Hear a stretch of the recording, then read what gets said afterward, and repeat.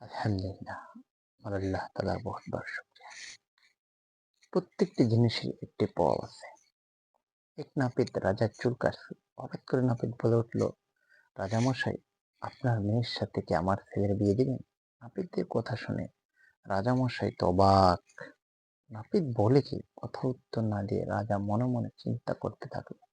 আচ্ছা, নাপিতের এত বড় সাহস হলো কিভাবে? রাজকন্যার জন্য নাপিতের ছেলের বিয়ের প্রস্তাব দেয়।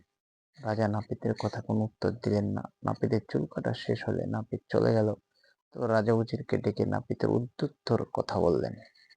উজির বুদ্ধিমান মানুষ, অনেকক্ষণ চিন্তা করে বললেন, নাপিত যেখানে রাজার চুল কাটছিল ঠিক তার নিচের মাটি খোঁড়ার জন্য। সেই স্থানে মাটি খুঁড়ে দেখা গেল নাপিতের ঠিক পায়ের নিচে বিশাল এক কলসের মধ্যে গুপ্তধন, যেখানে হীরা জহরত, সোনা গহনা, অনেক সম্পদ। তখন উজির বলেন, প্রত্যেকটা জিনিসের একটা প্রভাব আছে।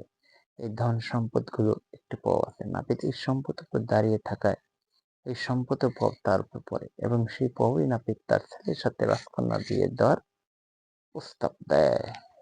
বুঝলেন তো?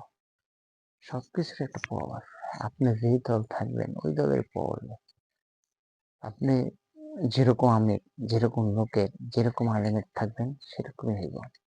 আপনি যে ভালো মানুষের লাগে চলেন, তার দ্বারা ওরকম প্রভাব পেয়ে যাবে। যেরকম ধন এবং যেরকম পরিবেশ, যেরকম নেতা, তারা এরকম পরিবেশে পেয়ে যাবে।